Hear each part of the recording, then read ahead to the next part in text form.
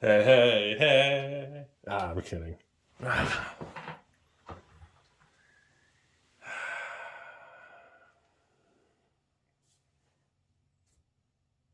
You know, I've been on YouTube 6 years now. Over 6 years. You know, in that 6-year period, I've had other people tell me something evil, wrong about almost every other magic content creator, hundreds of stores, and why they're evil and I should bash them. Hundreds of people why I should never talk to them, associate with them. I literally think at this point in time, over that 6-year period, no joke, listen to this shit. Over that 6-year period, I think people have literally told me every single other content creator, store owner, magic creator, and everything is literally evil, needs to be banned. I shouldn't associate with every single one. You know how many stores people told me, Rudy, you got to make a video. We got to shut the store down. We got to ban the store. This store's evil. They're doing terrible things.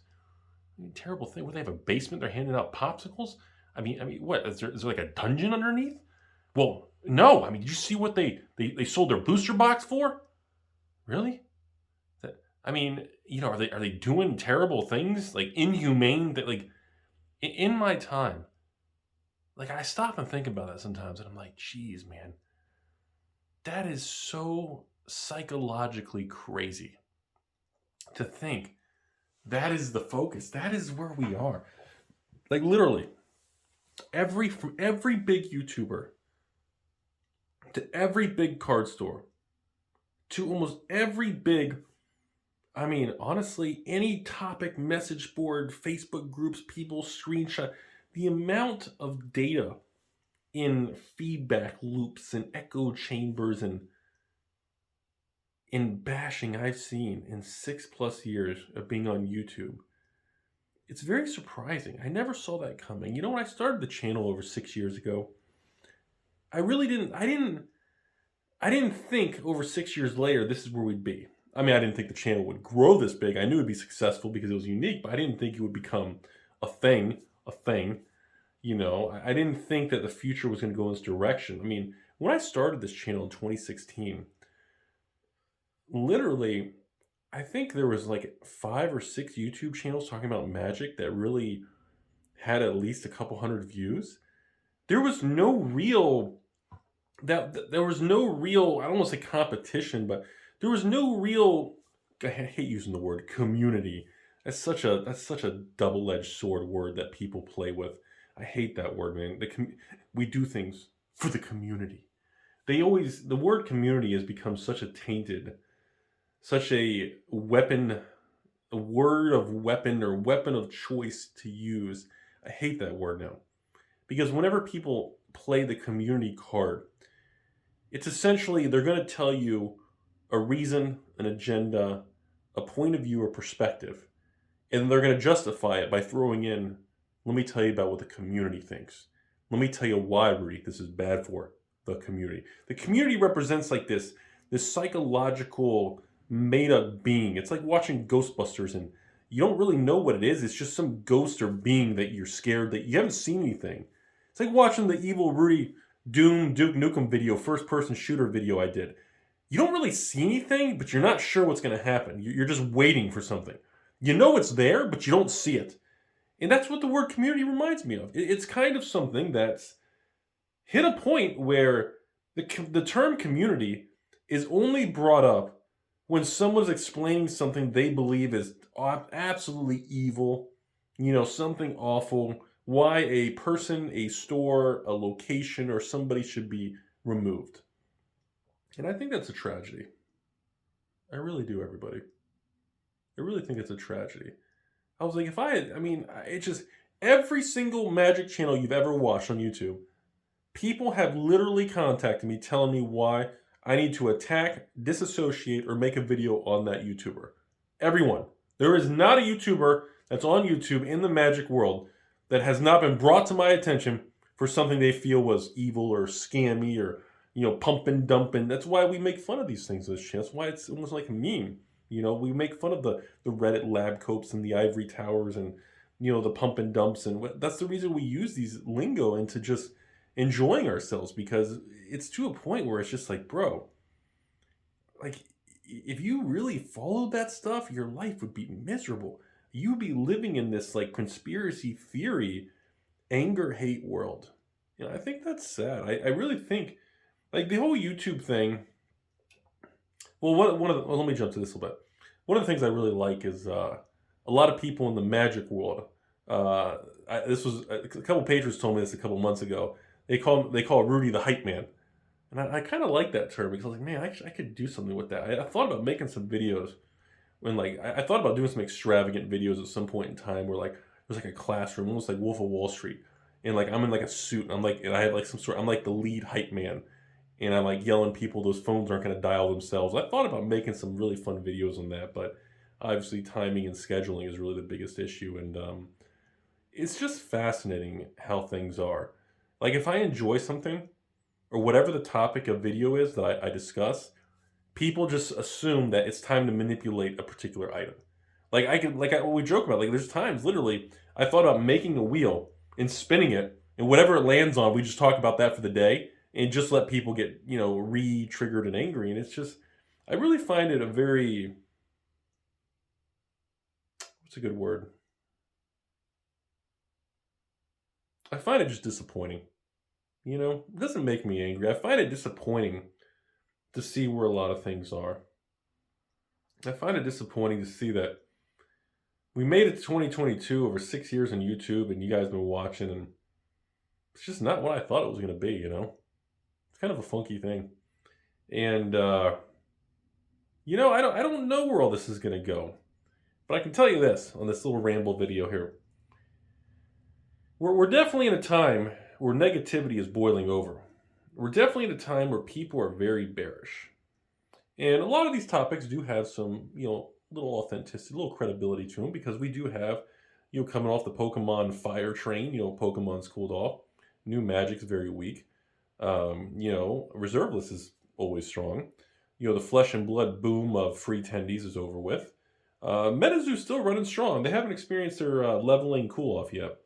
It'll eventually come, because it's just a cycle of life, but I don't know, maybe they'll break the mold, kind of like Pokemon did in the late 90s. I don't know.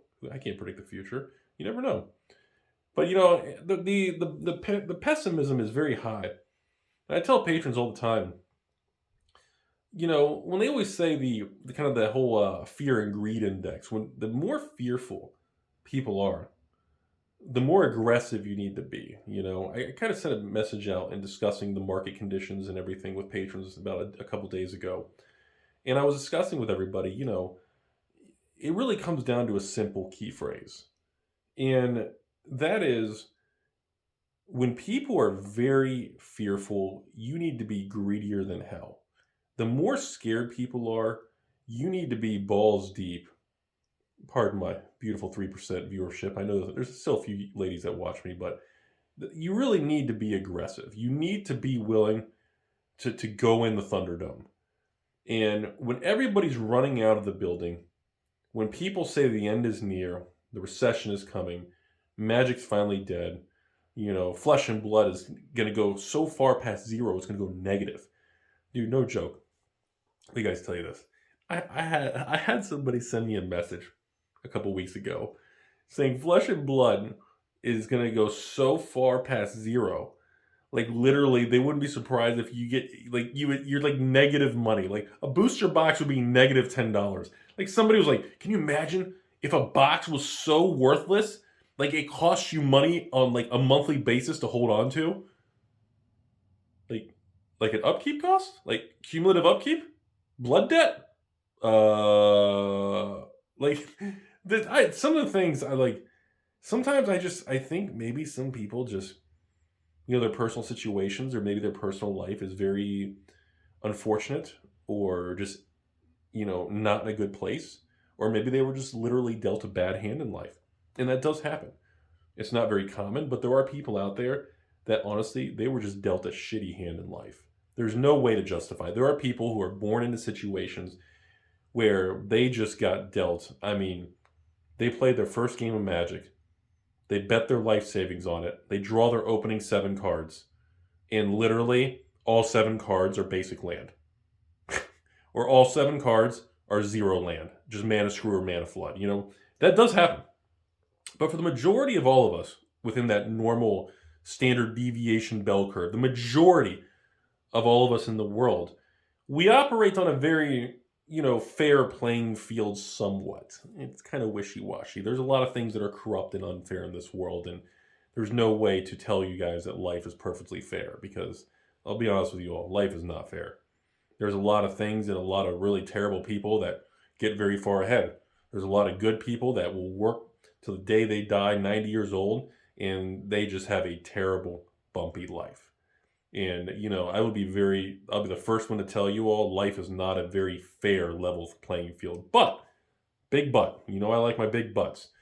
And I can tell you all for a fact that for the majority of us out there, our life is a series and a sum of all the decisions that we've made to the point of you watching this video. You are where you are. You do what you do.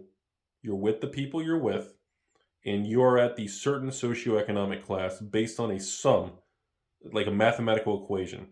The summary of all the choices you've made in your life to literally the moment you're listening to my voice. Historically, most people's lives are based on the sum of the equation of all of those choices. Always going to be outliers, but we're not going to address that in this video. And most of us don't want to... I don't think most people really like to hear or like to acknowledge the concept that maybe they fucked up. Maybe they made a lot of bad decisions. Maybe they associated with a lot of bad people. And the worst part about other people in relationships and friends or coworkers or bosses or jobs, the worst part about all that stuff is you can't see it until it's over, or until you look back in the rearview mirror. That's one of the shitty things I never liked about life. I wish there was a better way to see that transparency around you in the current moment we live in. Hence why the term nostalgia is very powerful. We all seek nostalgia because we all hunt out and seek for the moments of things that make us happy, aka nostalgia, because it gives us that dopamine hit. It gives us that ooh ah. It gives us that pleasure that we all seek. We're all human. We're all creatures, and we all seek pleasure. It is what it is. And, it's one of those things where, you know how many times I've had a job in my life when I was younger? I remember there being times that I didn't want to get fired or quit. I knew I should quit or get fired and collect unemployment until I got a new job. But there were so many times I was like, I'm making my $30,000 a year or $40,000 a year, and I don't want to rock the boat. I got a good thing going. I got benefits. I got a 401k, and they're matching 4%. I remember those conversations with coworkers and people when I had a real job back in the day. And that goes back to, like I told the patrons a little while ago, some of my biggest regrets in life are not losing money, are not betting my life savings on Dragon's Maze and Flesh and Blood and the Rudy Zoo and doing... My biggest regrets are not following my instinct or making those choices that I was scared of in the moment. That was really, I should have left those jobs. I should have taken action. And I look back at the time I wasted and how much further ahead or how much, more accelerated how much quicker I could have shifted paths, gotten off the exit on the highway. How much quicker I could have changed if I had just done something. But instead I had, like we all do, analysis paralysis. I was scared. And now that I'm an old fart and live in a basement and everything, I've learned in my life that losses don't scare me. Losing money is okay.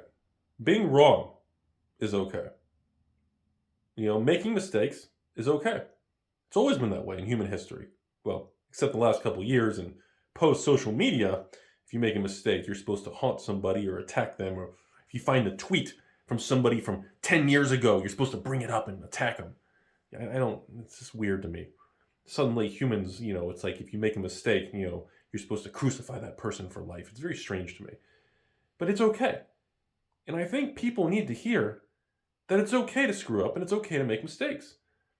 But what's not okay is regrets. I think regrets, or as Scotty P would say, ragrets. See how many people get that meme. The regrets is a nasty thing.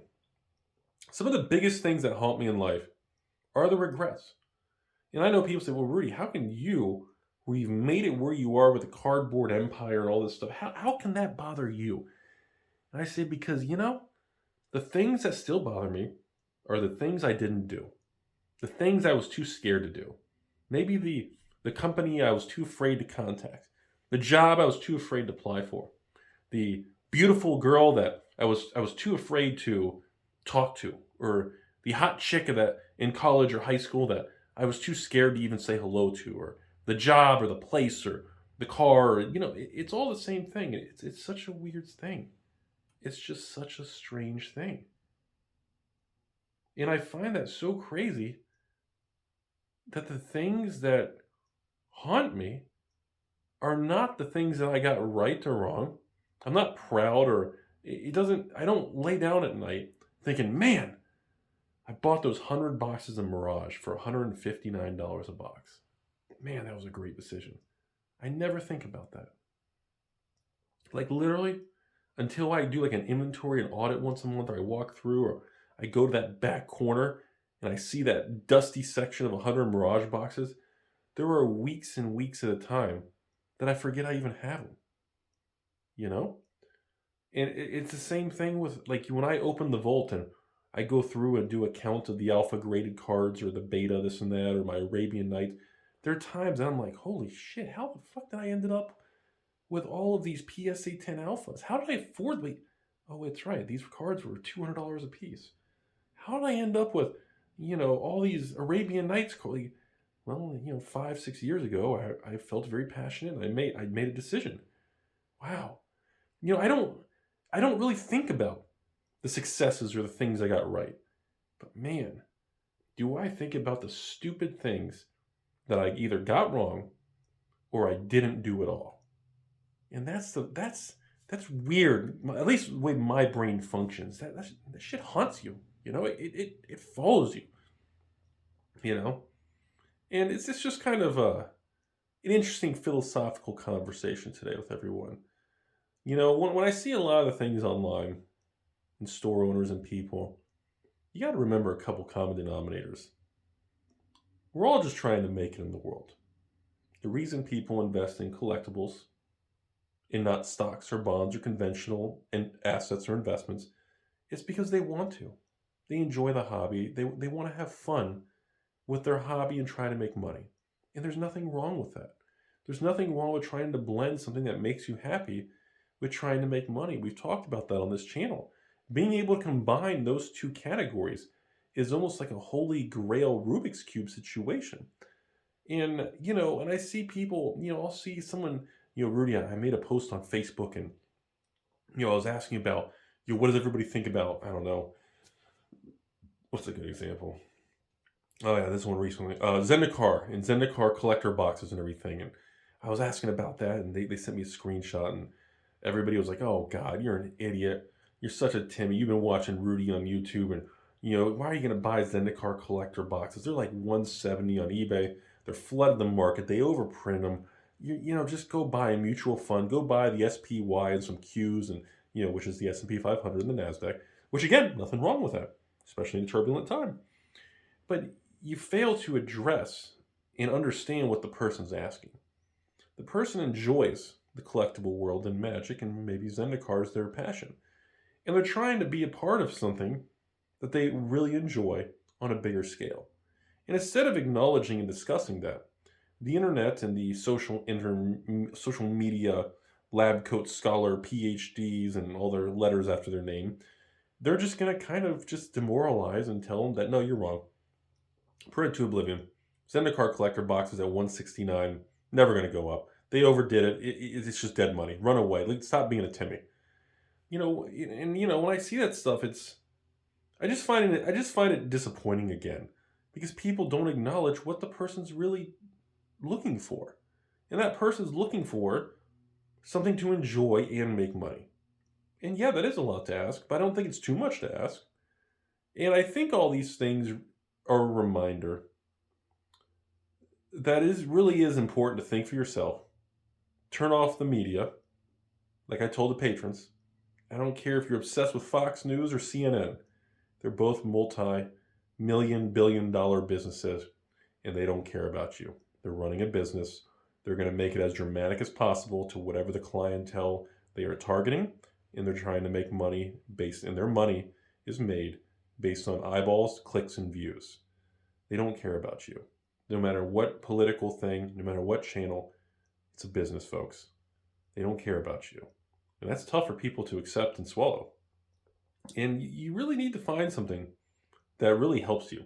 You need to find something you enjoy in this world. And that kind of opens up the doors to other things that you may learn about yourself. But that's the whole ramble of this video, folks. I really think most people have really lost their way. Most people are just checking that smartphone, that supercomputer in their pocket every 5 minutes. Stand in line at the grocery store, you're waiting at the gas pump, you pull up to a red light, you don't look around. You don't look at the trees blowing in the wind. You whip out the smartphone and you see what kind of retweets, likes, thumbs ups, and posts or swipe rights or I don't know, whatever people do. And you forget what's going on around you. It's almost like everybody's already living in the metaverse. It's almost like people are ready. You're in the real world, but you're really not in the real world. You're not paying attention. And, you gotta, people need to work on themselves. And I think that alone will help everybody. That's what I really think it's about. And I think, the aggressive attitude and anger out there, you can feel it. You can feel it. It's strong against everybody. There's people who are angry at every content creator, every store, everything from Wizards to every card video game. Everybody's just angry with their opinions. And I think that's sad.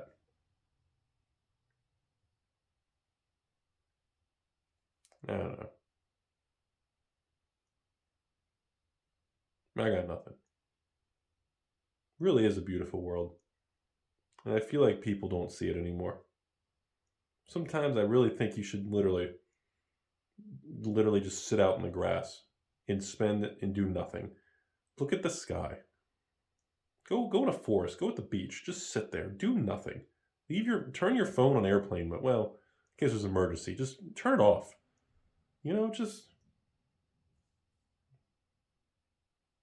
I don't know.